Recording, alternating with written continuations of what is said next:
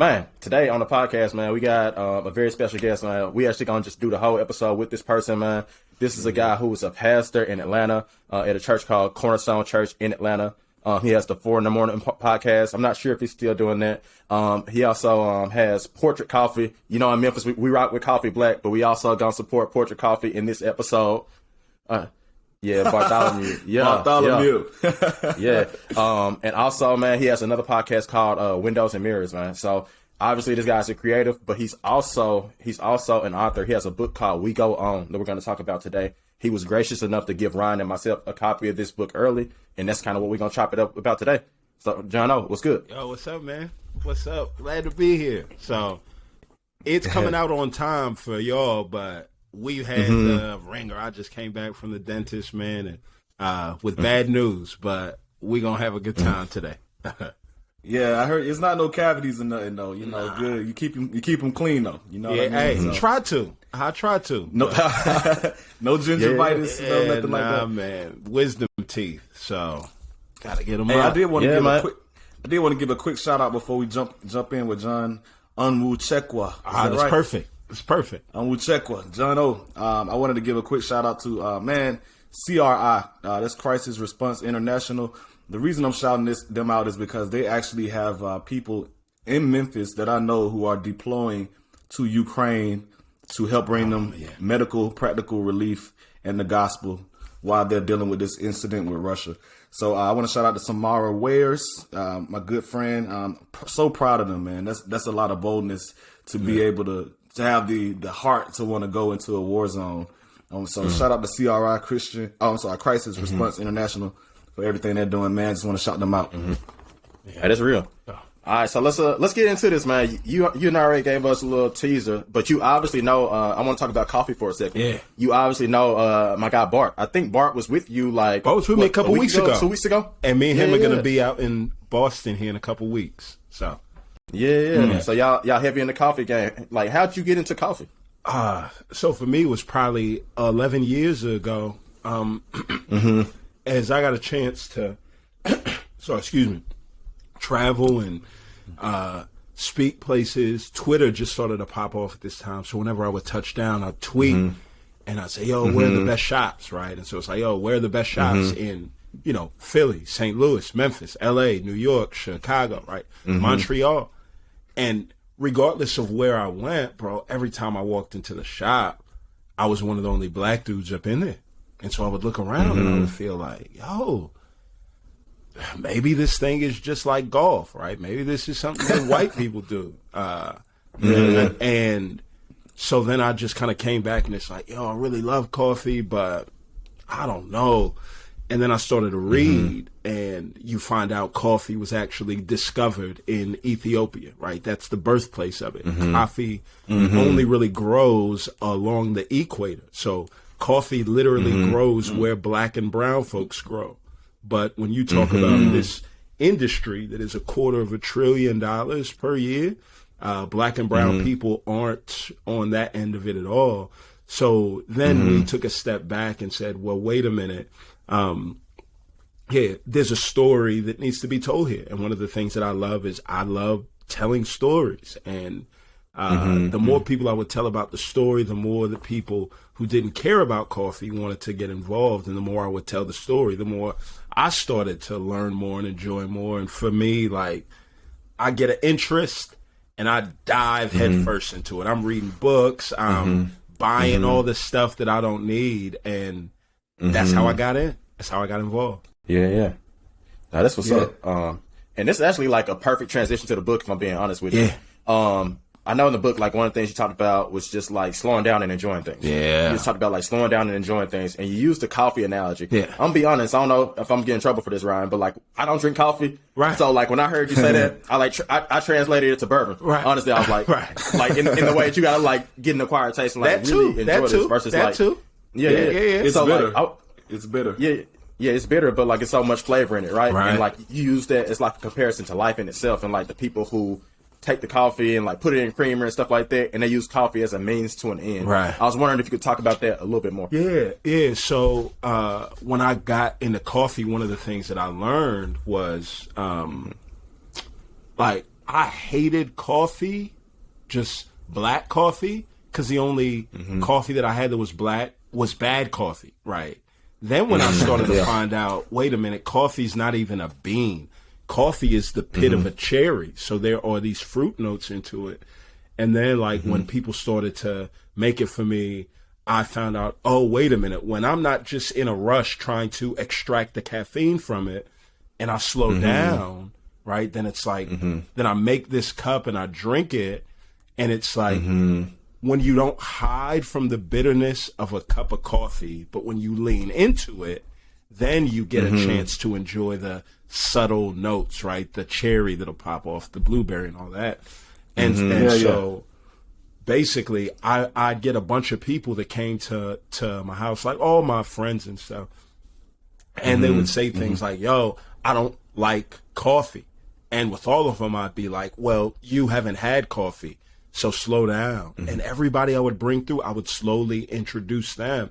And once they slowed down, we had the coffee, we could enjoy a conversation. And that just started to make me feel like, yo, that's what life is like, right? There's so many things in life that are these sweet joys, but they're locked behind doors of initial bitterness and out of fear of not wanting to go through the hard things, right? People will just say, I'm not going to go down that pathway. I'm not going to have that tough conversation. I'm not going to do that.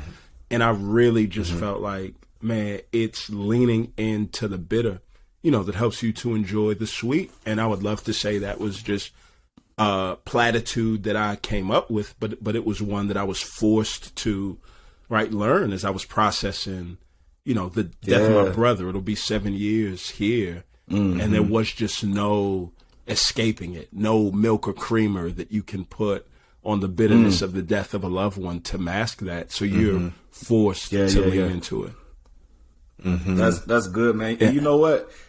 Just to rename the book, We Go On. Just want to throw the name out there again. Finding purpose in all of life's sorrows and joys.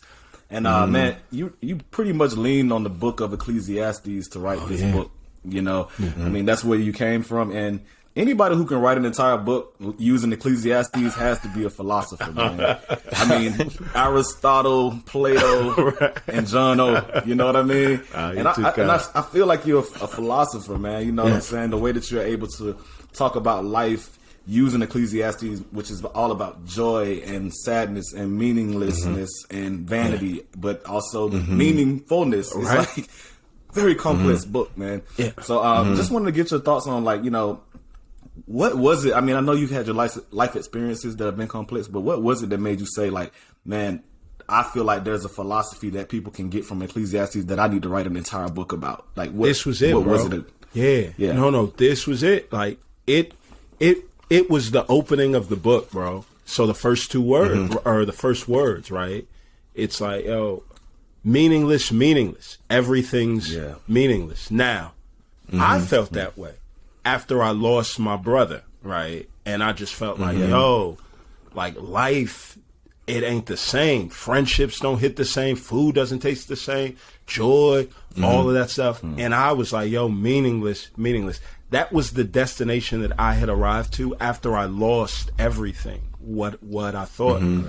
And so I thought inside, the solution for me to get up out of this is to gain back what I lost, right?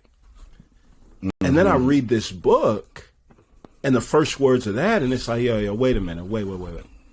Solomon had everything. So it's like this. If you can have everything, right? If you can have, right, not just the life of your dreams, but the life of, like, all of our dreams, right? Like, there are a few words that we are accustomed to. We are accustomed to the word want. I want this, right? And that's us saying, I don't have it, but I want it. And we are accustomed to the word wait. I want this, but I'm going to have to wait until the 1st or the 15th to go and cop that, right? Yeah. Solomon removed the words want and wait from his vocabulary. So he had it all. And he comes and says at the end, yo, meaningless. And so I'm like, wait a minute.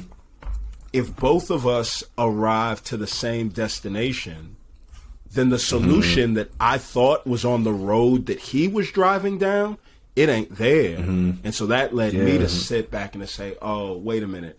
Purpose has to be found somewhere outside of circumstances. Because if losing everything makes you say it's meaningless, and if gaining everything makes you say it's meaningless, then everything ain't the answer and everything ain't the problem. So that was what made me feel like, yo, maybe there's something here in this book, not just for people that have lost it all, but for people who have it all.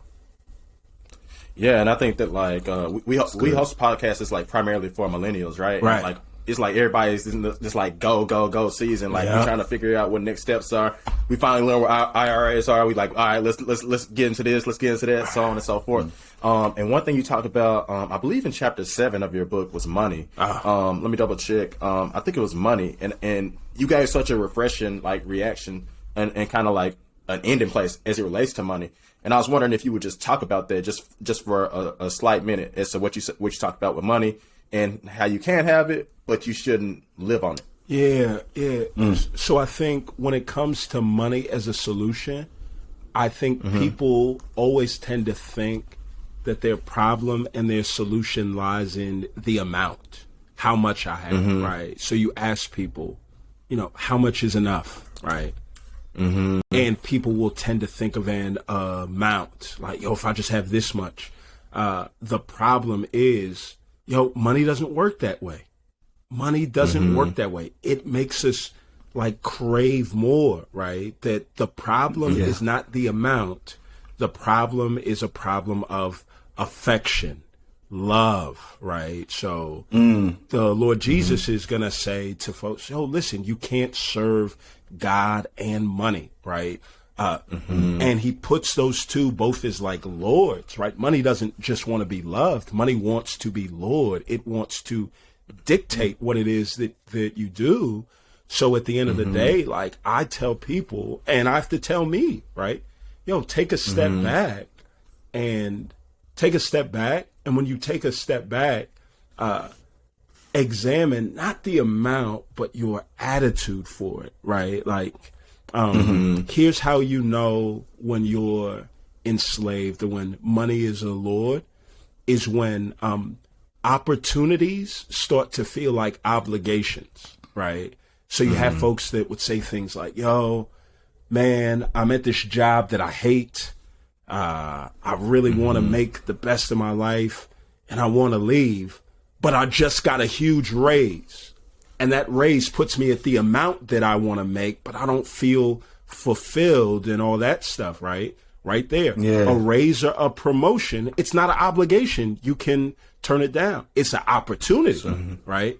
But if money's your Lord, it's not an opportunity. It's an obligation. You feel constrained. You do the mental gymnastics to justify staying somewhere that you don't want to stay, doing things that you made a commitment that you would never do. And so that's why I say, you've got to take a step back and ask yourself with all of those things, like, are these opportunities to get more money? Is it an opportunity or an obligation? If it's an obligation and you feel like there's no way on earth you could possibly say no, then, the real problem is not the money that you have. The real problem is that, money's got a hold of you, right? Yeah. And man, that's really good, man. It reminds me of something that I feel like the Lord told me years ago, which is we all have a throne inside our hearts. Right. And something is going to sit on that throne. Right. Whether it be Jesus or money or whatever. And it's not going to be, if there's nothing on that throne, we're going to be looking for something to put there. You know what I mean? It's like craving. So like, that's so good to hear you say that, man. I actually was looking at another part of the book too, where you said, the reason why you like math is so predictable, 2 + 2 is always 4, and that's the type of person that I am. Like, let me just read this little excerpt. He said, I knew that life would have its share of bumps in the road, but at the end of the day, I believed if you behave yourself and put in the work, you get where you wanted to go. basically I thought that life had a formula. And man, I'm telling you, that's me to a T. Like I always thought, everything will work out if you do what you're supposed to do. But your book is coming back and saying, nah, there is no formula to life. And I think that's why it's so important to have that relationship with the everlasting God, because he is the one who doesn't change throughout all the changes and seasons of our lives. That's so lives. good. That's so good. The formula myth. That was the name of that chapter, man. Can you elaborate on that a little bit? Yeah. So it's like, one, it's so good because everybody comes in and imagines that life works formulaically, and here's what takes place.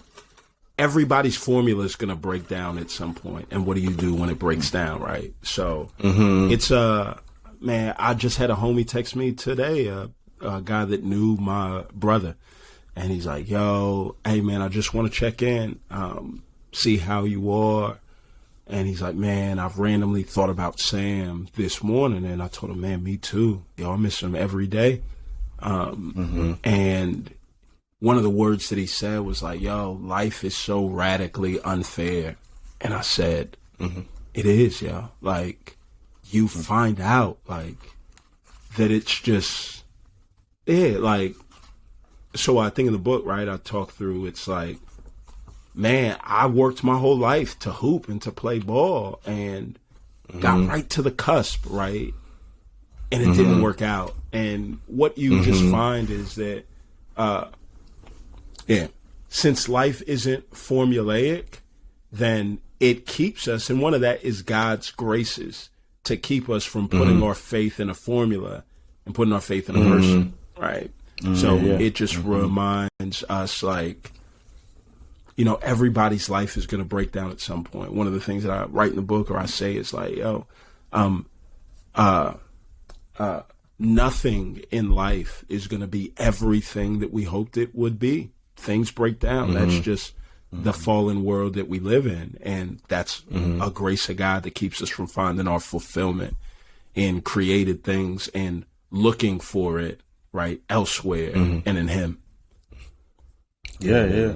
That's good. And I think that, like, as you talk about, like, formulas, I know one thing you kind of talked about was, like, the formula of, like, what a long life will look like. Like, somebody who does the right thing and so on and so forth. Like your brother Sam, that man got real estate, that man teaching teaching athletes and stuff like that. The man is doing everything. And by the way, I go to fellowship. So, like, I go to fellowship Memphis, and I'm tight with Hassan. Who's the person who, like, switched places with him. Right, yeah. So, like, I'm very much so familiar with your brother and, like, his character and whatnot. Yeah. So, like, you talk about that, and like, how it just doesn't, the formula don't work out. Yeah. And, like, because of that, like, you have bitterness towards your brother, right? Right. Yeah. I was wondering if you could talk about that briefly and how God redeemed that. Yeah. So I have two brothers, and I talk about this some of the book, right? My oldest brother, Emmanuel, he's, we all grew up Southwest Houston, Texas, and just for a whole host of reasons, right? Where me and Sam lean into sports heavy.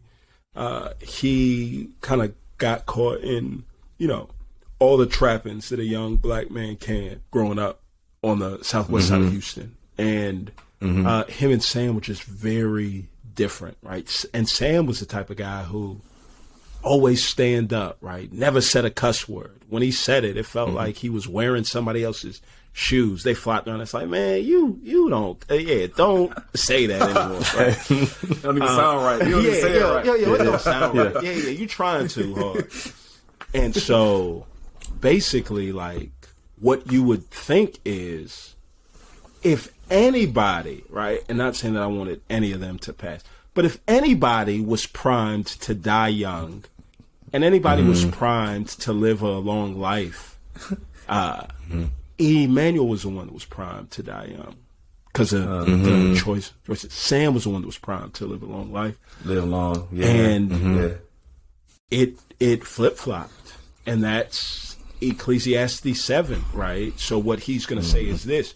He's going to say, listen, I've seen the righteous die young before their time, and I've seen the wicked grow old. And so he's like, so here's what you get from this, right? Don't be overly righteous, right? And what he's not saying is don't not be good, but what he's saying is no.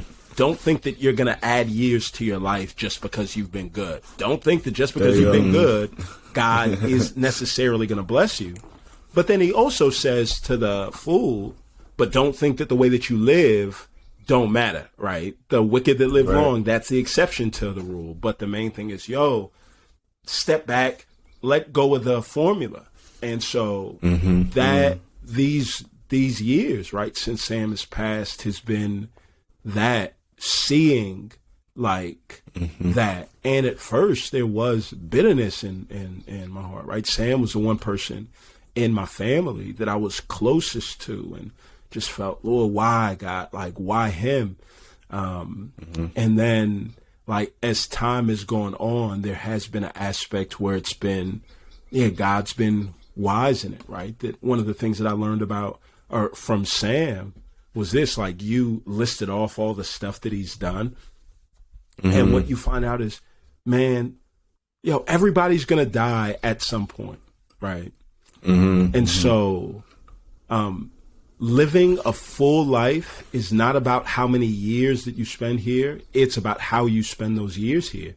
And Sam squeezed every bit of fullness out of those years. So even though he died at 32, he lived a fuller life than, most 50 and 60-year-olds that I know, right? Emmanuel, it's been the type of thing where it's like, bitterness makes you blind to how God works in the lives of other people. And so, because the Lord has been gracious and his life has been prolonged, I've seen just how gracious and patient, not just God's been with him, but how patient God's been with us, and how Sam's death had a profound impact on him that helped him change up and turn things around and to blossom and to thrive in so many ways. So now, 7 years back, I can look through the rear view and see, even though God didn't do things the way I would have or the way that I thought was fair, he actually has done this in a way that is better than I ever could have expected. Right. Yeah, hey, Emmanuel, if you're listening, man, we're ready for the book. That's it. If you're listening, man. Now listen, ready for the book, Emmanuel. Now I want you to know when that comes out, bro. Emmanuel is a writer's writer. Like he's got a pen, and so I'm excited for him to tell his story. Right. So this is the story of my life, and this is like how I've seen things. But man, there's so much depth and texture and just evidence of the hand of God on his life. I'm excited for him to tell his story. Yeah. I mean, Emmanuel means God with us. Absolutely. So God is with him. John means grace. Right. Amen. I don't know what Darius means. It means royalty of great possessions. That's it. And Ryan, my name's spelled a little different, but Ryan means little king. So I guess we all have a great name. But going back to what you was just talking about though, that's exactly how I felt when Kobe Bryant died, right? Yeah. One of the only celebrities that passed that I actually cried, because it was like, this makes no sense. This is not supposed to be happening. Kobe Bryant is just getting started on his path outside of basketball. And same way with Chadwick Boseman, I felt that way too, because it's like, we not gonna get no Black Panther 2. I know that sounds selfish, but it's the Black Panther, man. What's up, And so a lot of times these deaths do just kind of like, they don't have any rhyme or reason to them, man. And I think that's one of the things in life that we have to accept. Yeah. But I did want to ask you this too. Just talking about a couple current events, I wanted to ask you a question. Have you been keeping up with what's going on with Kanye West? Yes. Okay, so for those who don't know, Kanye West just went on a rant about a couple of days ago where he kind of spent 12 minutes talking about some things going on with his life and marriage and things of that nature. And hey y'all, it's March 15th. We don't know what we're gonna do next. I just want to throw that out there. It's March 15th. We don't know what's gonna happen by the time this drops, but it's March 15th. He put out the rant, and he actually been making videos of him, quote unquote, burying and killing his wife's new boyfriend, and He put out D.L. Hughley's home address to the world because he said something bad about him and stuff like, just craziness. Right. So I just wanted to know, like, you're a philosopher, man. So what are your thoughts on what's going on with Kanye West, Bro, seeing, y'all watch the documentary on Netflix? Genius, yeah. Halfway through it. Yeah. Halfway through it. You're Genius, halfway through yeah. it. You've seen what? Episode 1 and 2 or half of episode 2? I'm on the middle of episode 2, yes. Okay, got it. Well, if you've seen that, for one of the things that you see is, I think that the star of the show is Donda. Is his mom, bro. When you see his mom and her interaction with him, I think you do see the reason why he had just the confidence that he did in terms of I can do anything and I'm not going to give up. But I do think, right, and this is, again, me surmising, right? I don't claim to be a psychologist, psychiatrist, anything like that. But you do see, that it's like, Donda she didn't just seem like a load-bearing wall in the home that is Kanye. She seemed like the very foundation. And so when she died, you can tell that, it's not just a crack in a foundation. It feels like in these past few years, we're seeing an implosion of sorts. And so it's like sad, and, my heart goes out to him. I think about the world that we live in now where, in a world of content creation and clicks and ads and likes, it's not just that, like, celebrities are treated as something other than human on both sides of the spectrum, right? So I think humanity is a being, and you can either deify them and treat them as a god, or you can dehumanize them and treat them as something less than man. And celebrities kind of have that, they get both deified and dehumanized. So there is an aspect where you see,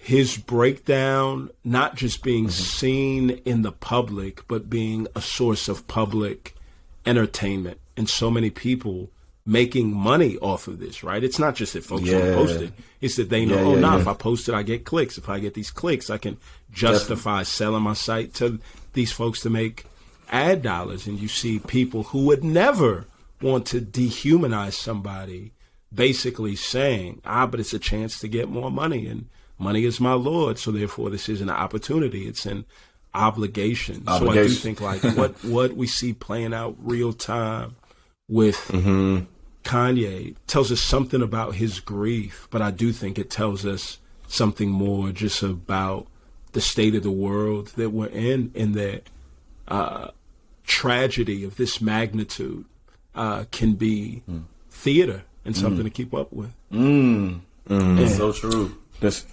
good, man. It's theater. That's good. Yeah. Let's stay on music real quick, because I feel like you may be the first pastor I know who referenced a J. Cole song in a book. And I don't want to give too many spoilers for this, so we don't got to talk about that in detail or whatever. But like you referenced J. Cole in this book, and like in the way that you wrote this book was like so relatable. Yeah. I think to like a lot of people in like our community and our culture and stuff like that, who a lot of times when we see books by these, it's not written by people who look like us, right. And it's also not written like people who right. look like us, whether that be using the double negative just because that's how we talk, right. Or even saying cuz instead of because. Right. Was that like intentional on your part? Intentional, yeah. So as I wrote the book, it was I had a few offers from publishers to put out this work, and I told them, it's like, all right, but with this book, like, I like pictures, and I wanted like a picture book, and I wanted to be right, and this is how you have to talk to them, right? I wanted to be colloquial in my speech, and I wanted to this, and it's like, I was like, yo, I want the aesthetic of the book to match the beauty of the content. I want people to get it and to feel like they're talking to me. Like I'm a pastor, but apart from my brother's funeral, right, in 14 years, I've never preached in a suit, right? It's the way that I talk to y'all right now is the way that I talk to my church, right? And so I really wanted people to get a sense of that. And the team over there, shout out to Danielle Peterson, who like put me on and say, yo, John, we want you to be fully you. And I wanted to write a book like that engages with us, and not just a book, right? You said at the start, and it's one thing that I've learned about myself is like, yo, I love to create. So I've got special things that are coming alongside with the book that I'm back in the kitchen with a group of folks cooking. And so stay tuned. April 14th, that's the day that my brother passed, and we've got something special that we're going to birth into the world on April 14th that helps us all to engage with this content. April 14th. That's what's up, man. April 14th. Hey, keep y'all calendars locked for April 14th. Keep it over, I can't give it all out. We got an exclusive. Right. Yeah, man. And we kind of talked about the book. We kind of talked about the culture and stuff like that. You had one of the dopest book contest ideas that I've seen in a long time. I'm talking about the Mocha Jordans. The Mocha ones. You did the Mocha Jordan ones, man. You had this giveaway where they had to do all this, but you had Jordans. Like, tell me why you did that, and then give me your top 3 Jordans. Okay, so the reason why I did that was because, you know, one of the things that you find is you get into the publishing world. It's like coffee. It's like anything else, right? We're the minority. It's very white, right? The systems that are built to, especially with the big ones, right, to push or advertise your book in the channels that they know, right? But it's like I've written 2 books, and what I've done is in both of the books. The very first book that I wrote, it was a book on prayer. All the chapter titles were iconic Black movies, so people that would look at it and say, "Oh, yo, Roots, Class Act." Like all that stuff. With this one, all the chapter titles are 90s R&B or hip hop album titles, right? So things that really like resonated with me. So for me, it was all right, how am I going to take my book and put it in front of people that I wanted to reach? And that's where it's like, listen. Nothing like a shoe giveaway to get people's eyes on something. The cover of my book, right? It's black and brown for a reason, right? Like, so I copped the Mocha ones at the end of last year, and I said, let me give these away with the book, with coffee, and it just let me get that content into a space that I didn't feel like I could lean on my publisher to get the book into there. And so in that way, my publisher and I really partnered, because as soon as I shared it with them, they're like, yo, that's great. We'll pay for them. And I'm like, that's great, because on StockX, them joints was going for $837, and I ain't had the bread to give them. Yeah. Already know. Yeah. All right. So what's your top 3? What's your top 3 Jordans? Top 3 Jordans. All right. Yeah. Top 3 Jordans. Number you got 1. Behind you? I saw you look behind you. You got behind you? No. I okay. Let me look over there in the closet.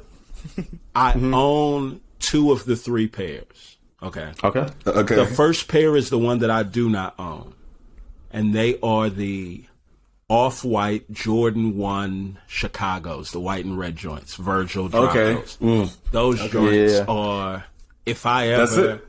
Yeah, y'all are going to know that if I ever, make it big, I'm going on StockX and I'm buying, right? So if I start to stomp in those, y'all know, oh, John came for some money. All right, that's one.